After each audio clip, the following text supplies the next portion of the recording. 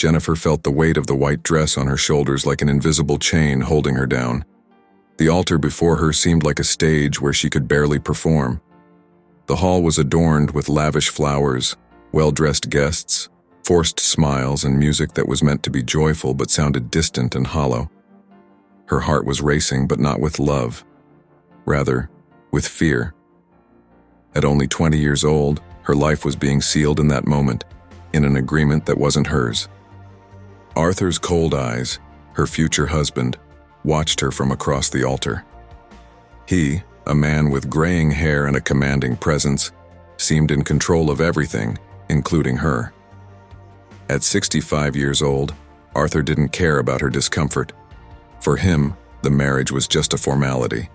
Jennifer was young, beautiful, and that was enough for him. For her family, he was the savior, pulling them out of financial ruin. Jennifer recalled the hushed conversations between her parents in the weeks leading up to the wedding. Debts, impending bankruptcy, and then Arthur's proposal. A man who had everything except a young wife to show off. And now, here she was, sacrificed in the name of her family's survival. When the vows were exchanged, Jennifer felt a lump in her throat, but no tears fell. The hall fell silent as she said, "I do," which sounded more like a distant echo. From that moment, her fate was sealed. She looked around and saw familiar faces, but they all seemed oblivious to her suffering. To them, it was just a transaction, a relief. To her, it was the beginning of a prison. As she entered Arthur's mansion, everything felt cold, distant, just like the man waiting for her at the door. The surroundings reflected the opulence of a wealthy man used to control, used to domination. The grand staircase seemed like a symbol of the power he held over her, each step a reminder of her lack of choice. The silence in the house was suffocating, almost overwhelming. There was a coldness in Arthur's eyes that made Jennifer shrink inside. She knew her life would never be the same again. Crossing the enormous gates of the mansion, Jennifer felt a shiver run down her spine. The estate was massive, surrounded by tall stone walls and perfectly manicured gardens, but something in the air felt heavy. The beauty of the landscape couldn't hide the sense of isolation. The large mansion loomed in front of her with enormous windows that resembled dark eyes watching her. When the car stopped in front of the marble staircase, a silent figure appeared. It was the housekeeper, a middle-aged woman with stern features, impeccably dressed in black. Her eyes were cold, almost expressionless, but there was something in them that made Jennifer uneasy. The woman greeted her with a slight bow and, without delay, opened the mansion's door. Stepping inside, the interior was even more grandiose. Sparkling chandeliers, antique furniture, and expensive rugs covered every inch of space, but the emptiness in the air was palpable. The walls seemed to hold secrets, and the light coming through the large windows wasn't enough to brighten the darkest corners of the house. The silence was almost eerie, broken only by the sound of footsteps echoing through the corridors. "Mrs. Jennifer," a deep voice called, and she turned. The gardener, a sturdy man of few words, stood at the end of the hallway. His gaze was discreet, yet observant. He gave her a slight nod before disappearing through the back door, as if always watching, always lurking. As she wandered through the rooms, the feeling that something was out of place grew stronger. The mansion felt like a prison disguised as luxury, and every detail reinforced the idea that behind all the glamour, there were shadows waiting to be uncovered. One afternoon, while exploring the endless corridors of the mansion, Jennifer came across a door different from the others. Unlike the open, accessible doors leading to lavishly decorated rooms or empty bedrooms, this one was firmly locked. The bronze handle was cold to the touch, and for a moment she had the distinct impression of hearing a faint sound on the other side, something that resembled a muffled sigh. Curious, Jennifer leaned in, trying to listen more closely. The hallway, once silent, now seemed to be filled with a strange tension. Why was this door, in such a vast house, locked? What could be inside? At that moment, the housekeeper appeared, her steps so soft that Jennifer hadn't even noticed her approach. "That room is not to be visited, ma'am," the woman said in a monotone voice. almost a whisper. Her eyes, once cold, now seemed even harder, as if that door held an unbreakable secret. Jennifer shivered as she noticed the sudden stiffness in the housekeeper. Something about the warning felt calculated, as if there was more behind her words than just a simple request to respect the space. "Why is it locked?" Jennifer dared to ask, trying to sound indifferent. The housekeeper hesitated for a moment but quickly regained control. "Those are Mr. Arthur's orders," she replied, keeping her gaze fixed on Jennifer before turning to leave. "It's best not to question." That only fueled Jennifer's curiosity even more. The cautious behavior of the staff, the furtive glances she received as she passed by, everything seemed to shroud that room in mystery. There was something dark and secretive there, and Jennifer knew that sooner or later she would find out what it was. The days in the mansion became increasingly long and suffocating for Jennifer. The routine was silent and strictly controlled, though not by Arthur's hands. He never touched her, at least not physically. His control was invisible but tangible. Every step Jennifer took was watched, every request monitored. Arthur's orders came discreetly, delivered by the staff or through disapproving glances, as if merely questioning him was a violation. Soon she realized that despite all the luxury at her disposal, her life was not her own. Any desire to leave the mansion was promptly denied. "It's not safe for you out there," Arthur had said once while calmly observing his reflection in the mirror as he always did. His voice, though serene, carried a warning. The phrase sounded gentle, but there was an iron grip behind the words. Jennifer had no friends, no visitors, and the mansion, which at first seemed enormous, began to close in around her. It was as if the hallways were always watching, conspiring alongside Arthur to keep her captive. She tried to fill the emptiness by wandering the gardens, but even there, she felt the invisible eyes of the mansion upon her. Arthur's gaze, always distant, was the only constant presence. And slowly, Jennifer came to understand that her greatest oppressor was not the walls around her, but the man who now dictated every aspect of her life. On a gray and lonely afternoon, Jennifer sought distraction in the forgotten rooms of the mansion. The oppressive silence no longer bothered her as it once did. She was beginning to accept it, seeing the mansion as her only refuge. As she ran her fingers over an old, dark wooden desk, she felt something unexpected, a small hidden gap in one of the compartments. Curious, she gently pulled it open, revealing an old time-worn letter. The envelope, sealed with broken wax, bore a name she had never heard before: Isabel. With her heart racing and hands trembling, Jennifer opened the fragile paper and began to read. The handwriting was elegant but carried a sense of urgency. The words were vague but clear enough to plant a seed of doubt. The letter mentioned Arthur, referring to him in a formal, distant manner as if there was an insurmountable gap between him and the author. But what caught Jennifer's attention the most was the tone of farewell. The woman, Isabel, spoke as if she were preparing for something final. She mentioned fearing for her life, hinting that Arthur had secrets. "He told me no one will ever know." One particular phrase echoed in Jennifer's mind like an alarm. Who was Isabel? And why had no one ever mentioned her? As she finished reading, Jennifer's heart pounded with a mix of fear and fascination. The last line of the letter was impossible to ignore. "If anything happens to me, don't believe it was an accident." Isabel, the woman who should have been Arthur's wife.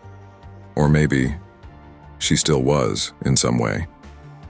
Suddenly, the oppressive atmosphere of the mansion felt even heavier, and the feeling of being watched now carried a different weight. Something was very wrong in that house, and Isabel's name echoed in Jennifer's mind like a whisper of warning. In the days following the discovery of the letter, Jennifer became more introspective. Every corner of the mansion seemed to hide a secret. Every glance from the staff carried an unspoken truth. Among these looks, it was the gardeners that caught her attention. A man of few words, his hands bore the marks of hard labor, but his eyes were always sharp, aware of everything around him. One afternoon, as she sought refuge in the gardens, feeling the weight of the mansion's shadows on her back, the gardener, whose name she learned was Samuel, approached. He wiped his hands on a worn cloth, the smell of earth and fresh grass following his movements. His eyes, however, conveyed something deeper, a knowingness about things she was only beginning to grasp. "Are you enjoying the mansion, ma'am?" he asked without looking directly at her, focused on the flowers he was tending. There was something in the way he spoke, a calculated pause that made her realize the question wasn't as simple as it seemed. "It's grand, but it has its mysteries," Jennifer replied, choosing her words carefully, trying to sense if she could trust him. Samuel straightened up, his eyes finally meeting hers, serious and full of meaning. "Oh, it does. Many mysteries. Not all of them are easy to see, but they're there, like the thorns on roses. You only notice them when you touch." That simple phrase hit her like a veiled blow. He knew more. Jennifer had no doubt about that.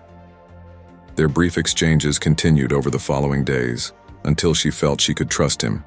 One day, with a deep breath, she took the risk. "Samuel, have you ever heard of a woman named Isabel?" He froze for a brief moment, his eyes betraying an unspoken truth. "I have, but it's a story that wasn't meant to be told." One evening, when the silence of the mansion felt heavier than ever, Jennifer, her heart racing, decided it was time to confront Arthur. But she knew she couldn't be direct. The man had a subtle way of deflecting questions, of manipulating situations. She needed to be strategic. As they dined, the sound of cutlery clinking against the plates and the cold atmosphere between them, Jennifer asked what seemed like a casual question.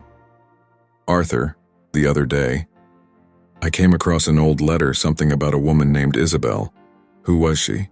Arthur, who had seemed lost in his own thoughts until then, looked up, his expression unchanged, but his eyes darkened for a brief moment. He placed his fork down slowly, each movement deliberate. "Isabel is not a name that should be mentioned in this house." His voice was cold, sharp. He leaned back in his chair, crossing his arms. "Matters of the past, my dear, should stay in the past." Jennifer sensed the immediate shift in the air. He wasn't angry, but a tension settled over his face. She tried to stay calm, even as her mind screamed that there was something there, something he was hiding. "And the locked room in the hallway on the second floor?" she continued, keeping her tone soft, almost casual. Arthur stood up slowly from the table, his eyes locking onto hers for a moment before turning to gaze out into the darkness beyond the windows. "Some rooms are meant to stay closed, Jennifer. Don't ask about it again." His voice, though quiet, was more of a warning than a request. That night, with her heart pounding in her chest and her ears straining to catch any sound in the mansion, Jennifer and the gardener finally arrived at the locked room. The dark, dusty atmosphere felt like a vault of buried secrets. Her hands trembled as he unlocked the door, but Samuel, with unsettling calmness, forced the lock until a sharp click echoed down the empty hallway. Jennifer took a deep breath, her fingers gripping the door handle. As she stepped inside, the smell of old wood and decaying books enveloped her, along with a suffocating sense of a cursed history. The room was larger than she had imagined.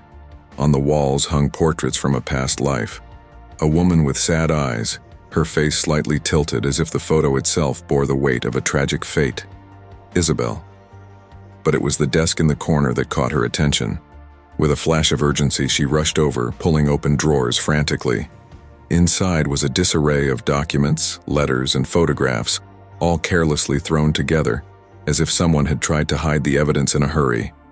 Jennifer's hands moved over the pages, her eyes widening as the words leaped off the paper. And then, she found a letter signed by Isabel. The words were desperate, pleading for help. She wrote about Arthur, his dark and possessive nature, and how he had isolated her from the world.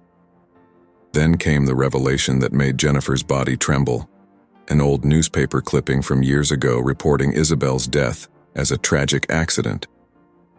But another letter hidden there contradicted the public story. Isabel had been murdered, and everything pointed to Arthur. He killed her, Jennifer whispered, as if the words were poison on her tongue. Her heart pounded wildly. She looked at the gardener, who nodded silently, confirming what she already knew deep down. Every fiber of Jennifer's being went on high alert. She now understood the danger she was in. If Arthur had been capable of killing Isabel to keep his secrets hidden, what would he do if he found out Jennifer had uncovered everything? The room, once just a mystery, had now become a trap. A glaring reminder of the imminent danger lurking in every corner of that mansion. She needed to get out and fast. Jennifer could hardly breathe. After the shocking revelation in the locked room, every second inside that mansion seemed to stretch into an oppressive eternity. Arthur's presence was a constant shadow, and she felt like he was more watchful, perhaps even suspicious. She knew she had to act quickly. Sitting in one of the secluded gardens alongside the gardener, they spoke in hurried whispers. Jennifer could barely control the tremor in her voice, while he maintained a careful calm. They laid out the plan as if their lives depended on it, and they did. "Arthur has a meeting out of the house tomorrow," the gardener said, his voice low but steady. "That will be the perfect moment." Jennifer looked around, fearing that Arthur might appear at any moment, as if he had the power to emerge from the shadows. What if he knows? He has eyes everywhere. The gardener met her gaze with determined eyes, his expression filled with quiet confidence. "Trust me. I know his schedule and which staff are loyal to him. Tomorrow you'll have a window of time.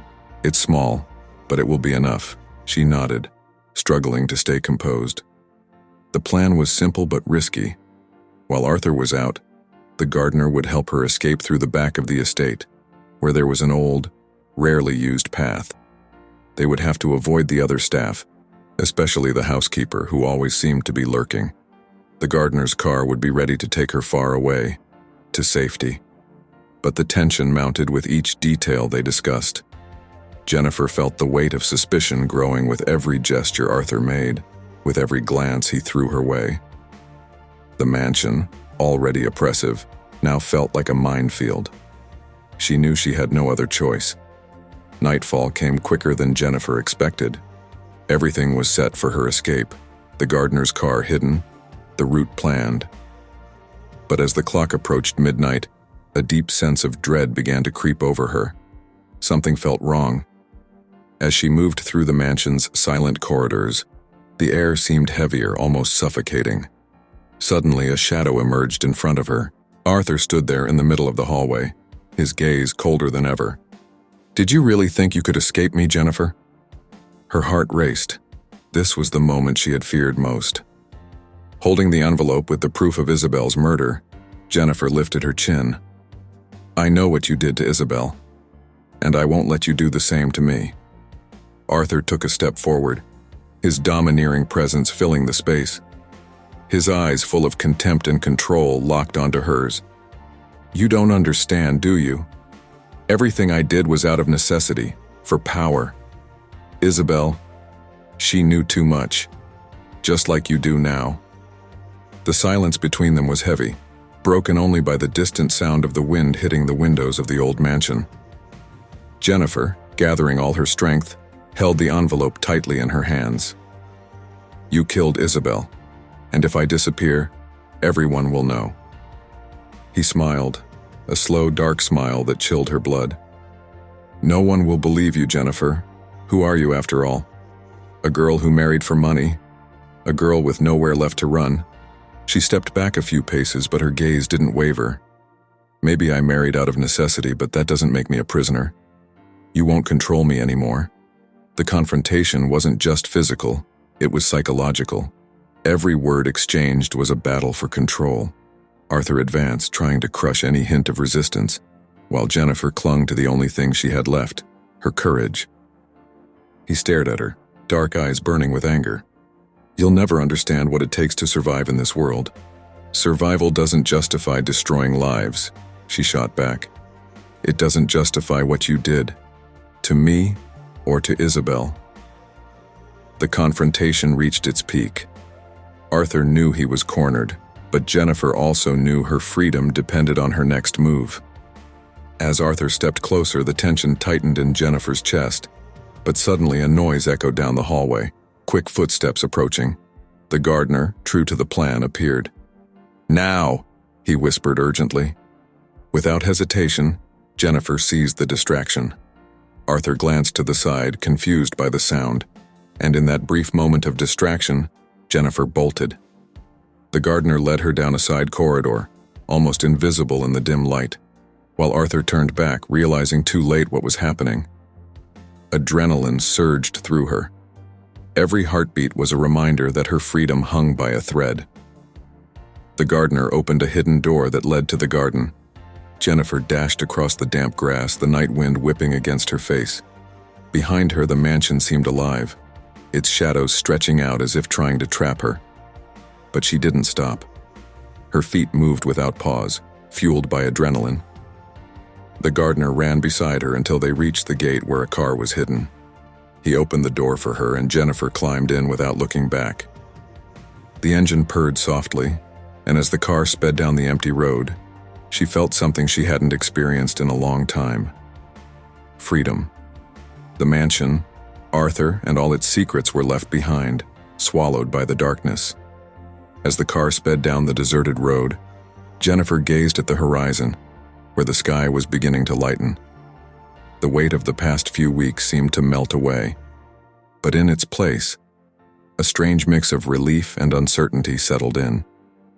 She thought about everything she had been through, the constant fear, the suffocating mansion, Arthur's control. It all seemed like a distant dream now, almost unreal. But the scars, both physical and emotional, were real.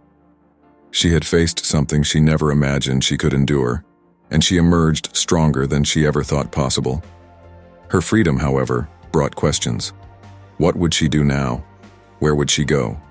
What awaited her beyond that gate? The future, once so certain, was now wide open, unpredictable. Did you like the story? If you would like to see part 2 of this story, please comment below part 2, and don't forget to like and subscribe to the channel and press the bell icon so you don't miss any stories like this.